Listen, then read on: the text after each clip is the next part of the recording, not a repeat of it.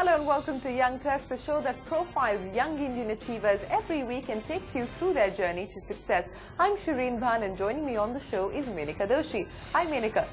Thanks Shireen. Pankaj Advani takes the Young Turks age limit to a new high. Or should I say low, because he's just 19 years old. Well, that makes him not just the youngest Indian, but the youngest Asian to win the World Snooker Championship. Meet this teenager who's preparing to defend his title in a couple of weeks from now in just a bit. Right now, it's back to Shireen. My guests today are known for creating extraordinary structures out of ordinary brick and mortar. They're also known for having brought in a fresh new sensibility into the Indian architectural space, which is vibrant, young, contemporary and environmentally friendly. Now, they've got global designs.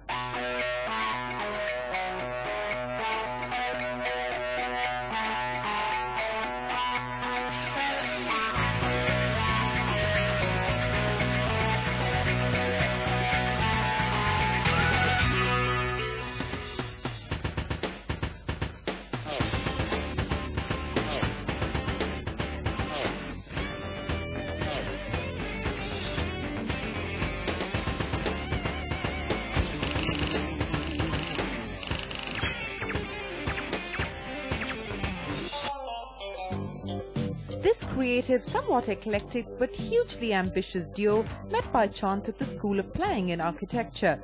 They fell in love and developed a shared vision of creating structures with character, style and, more importantly, a conscience. After stints in London, they decided to fly back and, as they put it, do their own thing.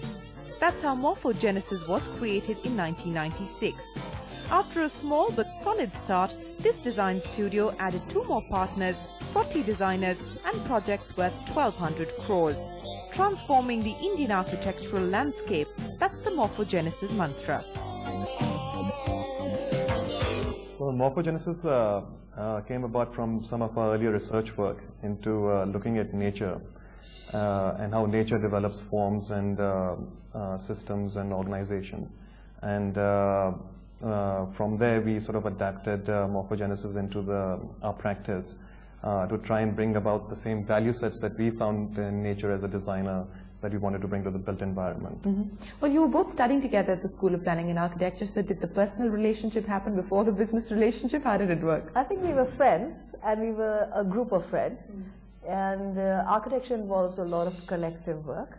So that sort of happened, and at some point we decided that we'll get married. How did you decide that, okay, let's start this thing together? Why didn't you consider maybe working with some established architects before you kind of, started off on your own?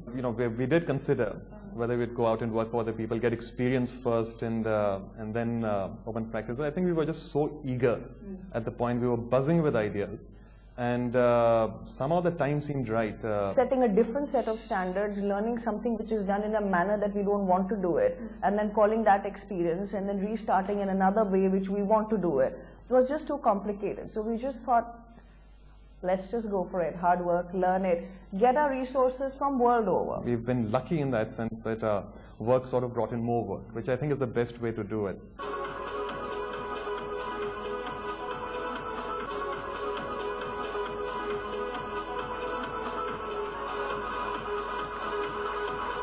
David Pereira, Sonali Rastogi, Manik Rastogi and Sanjay Bhardwaj.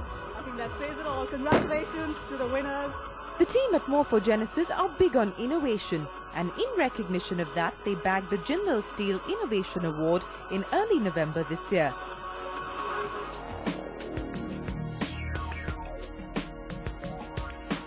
They're now targeting bigger projects.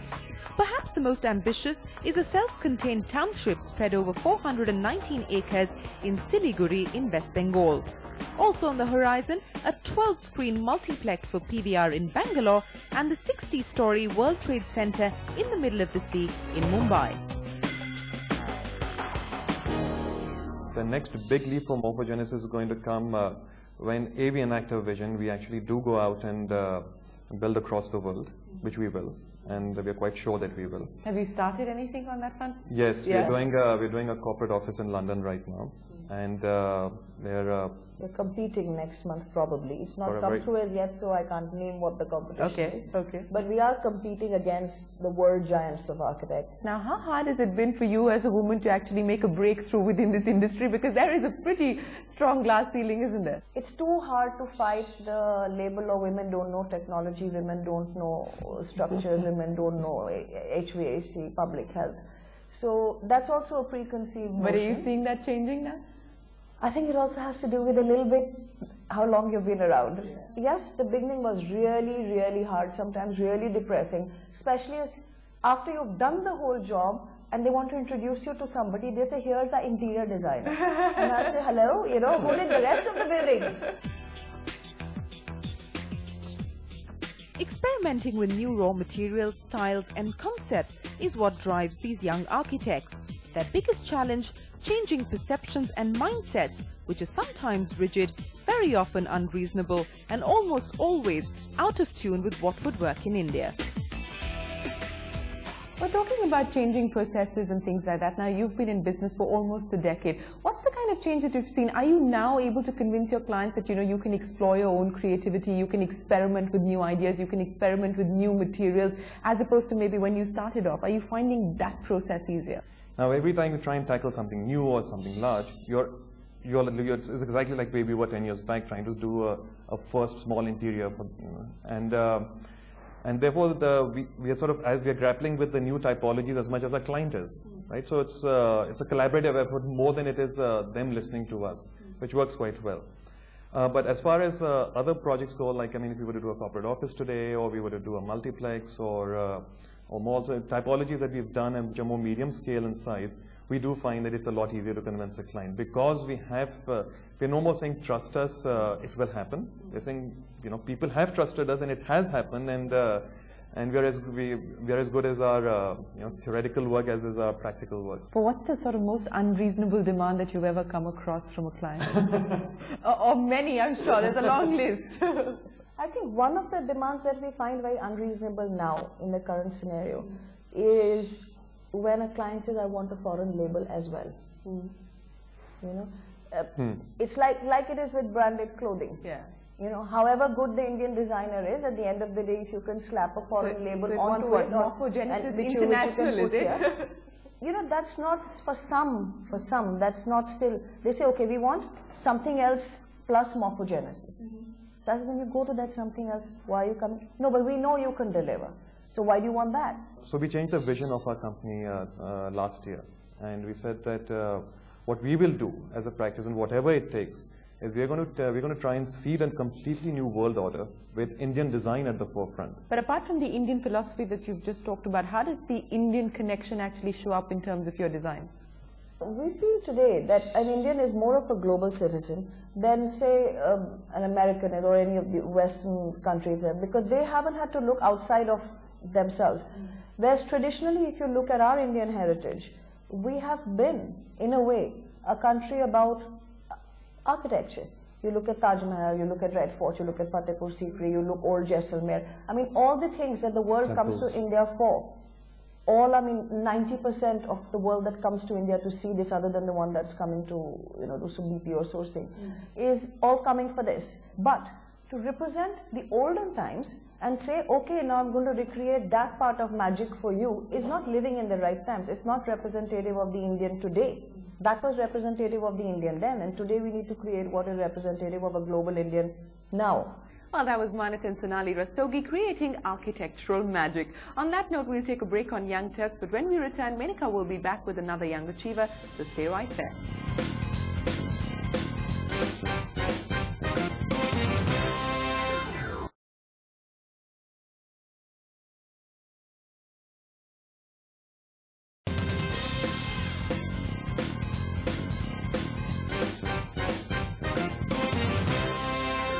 Welcome back to Young Turks. When he first started playing, he could barely even reach the snooker table, and that's because he was just 10 years old. Now at 19, he's preparing very hard to defend his title of World Snooker Champion. Here's a teenager who has grown up very fast when it comes to his game, but still blushes when we talk about girls.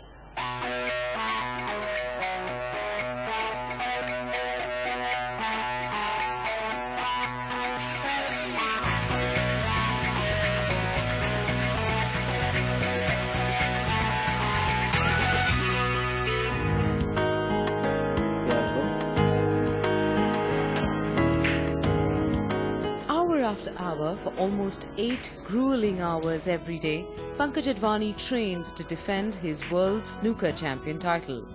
The teenager's focus is unwavering as he puts to test his talent, physical endurance and mental strength. The game technique is now a gentler, less attacking one, a planned move from his natural style. With each tournament that I've played, whether I've won or lost in it, I've always kept the World Championship as the main target. So every performance of mine is, it goes as one of those performances as a build-up to the World Championship. So that's when I start psyching myself. When I've played badly in a tournament, I feel that, oh, I can't do it now. When I've played well, I feel, yes, I've got back the confidence. How do you recover from the times when you play badly and then you're like hopeless about your career and your future and all of that? I just tell myself, do whatever you want, go on the table, play any shot you want, and slowly things will come back. What's more difficult, the physical prep of it all or the psychological The psychological aspect is more difficult because snooker is basically a game which requires mental toughness, and if you don't have that stability, then it's very difficult to play the game at the international level. What are the thoughts that run through your mind like minutes before the game? Are you sort of totally blank and focusing on what's going on, or are you sort of internally prepping yourself for the game? I think there are two things I do. First, I just blank out. I don't think of anything, and after that, I visualize myself, playing the shots that one would do normally in a snooker match. So a lot of visualization goes into preparing for the match. And how would you rate your chances in being able to keep your title this time? I don't know. I'll just keep my fingers crossed and hope for the best. I'm trying my best, that's for sure. Let's see what happens. And the best has never failed him before. He started by wanting to play when he was 10. Couldn't till he was 11 as he barely reached the table. At 14 though, Pankaj won the Junior National Billiards Championship, at 17 the Asian Billiards Championship, and at 18 he was the World Snooker Champion. And I think it's part of destiny because every year I used to go to Bombay during my summer holidays and be with my cousins and enjoy over there for 2 months. But that summer, I remember, it was 1996, I decided not to go and play the game. That's when I saw my brother play snooker at a parlour, and from there my career started. When did you decide you wanted to get into it competitively? At the age of 15, when I won the junior national title, I thought, I may have a chance to do well at the international scene. And of course, it's a step-by-step process. So first I went to the senior level, did well there, and then played the internationals, and it all just happened. Of course, my coach inspired me to do better because he saw that, I've got that talent to reach a greater level. His own family provides the moral and financial support, and coach Arvind Savur chips in as friend, philosopher and guide. A national champion himself, Savur has not only honed Pankaj's game skills, but can be credited for helping the teenager cope with an unusually high-pressure, competitive life. He's been terrific as a coach, and we gel really well, so that's the best part about coach and student. He's 63, you're 19. But on the table, we gel really well. What does gel really well mean? In the sense that we both are fast players, our ideas match a lot. Sometimes he tells me to play certain shots which I do really quickly. So that way I can really produce those shots faster than the others do. So that's why we gel really well. How difficult is it to cope with this kind of success at this age? It is pretty difficult, but I feel representing your country in itself is an honor. So I think that's what's keeping me going so far. And, but it's a country that doesn't really much respect any other sport outside of cricket. It's a country that doesn't really bother about its sports people. It's a country that couldn't really care about anything besides cricket.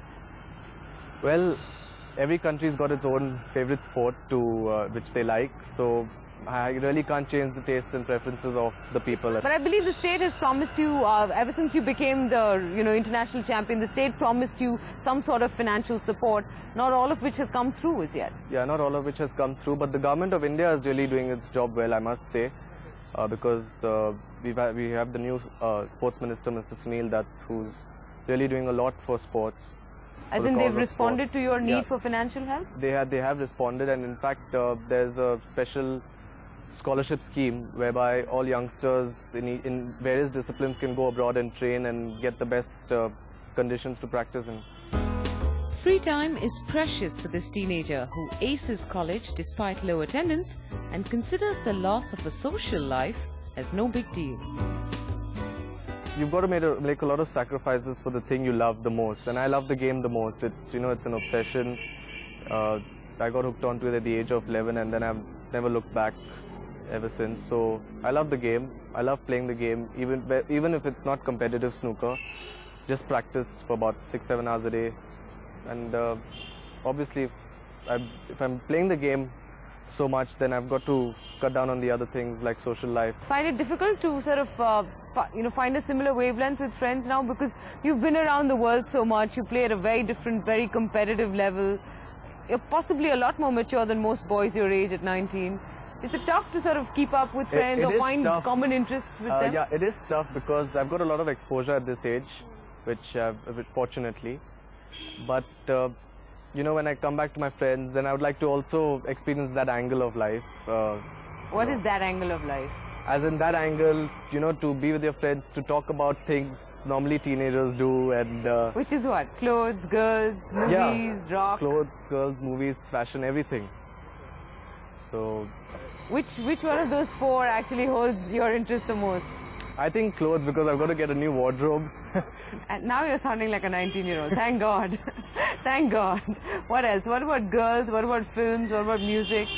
I watch movies sometimes. And you skip the girls bit? I've skipped the girls, yeah. That's for the timing, that's... There's no time, is it? There's no time, yeah. So you don't have any girlfriends? You've never had a girlfriend? No, I've never had a girlfriend. You're 19 and you've never had a girlfriend? No, I'm 19 and I've never had a And you don't regret it at all? I don't regret it. Alright. Because I think, looking at the macro perspective, I would love to represent my country for many international championships, and as long as I'm playing competitive snooker, that will be my top priority. How sustainable is this, Pankaj? How many years can you actually play this game and be part of the international circuit and continue to do it in place of, let's say, any other regular career? I think about 30 years would be a perfect, time to play snooker. 30 years in the sense that you start at the age of 15 and end at, say, 45. That would be ideal, because my coach has been playing for about over 40 years. So I think once you've played for 30 years, then you'll slowly, gradually you lose that interest. You're going to invest your entire life in sport, a field where you probably would not get any outside support within this country, where you don't know how much money you'll ever make, And the chances of then coming back to a regular life are very, very sort of low. It becomes very difficult to adapt back to normal life. How difficult is it to make that decision? I don't know. It's basically I'm just, again, as I said, I'm playing the game now. I've not thought of the future, and definitely if I stop playing the game, then it's going to be very difficult to adapt to the lifestyle, the normal life that an average person leads. But I hope that doesn't happen, really. Well, here's wishing this young champ all the best. Time to take a break on Young Turks, but we'll be back with more views from both our guests, so stay tuned.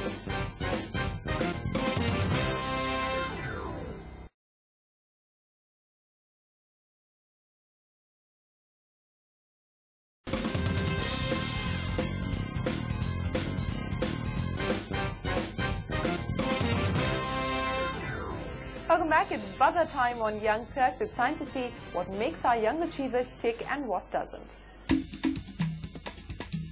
Hard work. Success is really the product of effort and destiny. Nothing. Money is needed to live a comfortable life, but after that, even too much money will really spoil a person. So I believe just the right amount is enough. Not everybody gets a second life. Not a minute to be wasted. The biggest obstacle to love is the secret fear of not being worthy of being loved. actually means primarily best friend. Marriage happens once, and I think it's in your hands to make it successful. That's it then from Shireen and me. We'll be back next week with 2 more young personalities, so make sure you tune in then. Thanks for watching.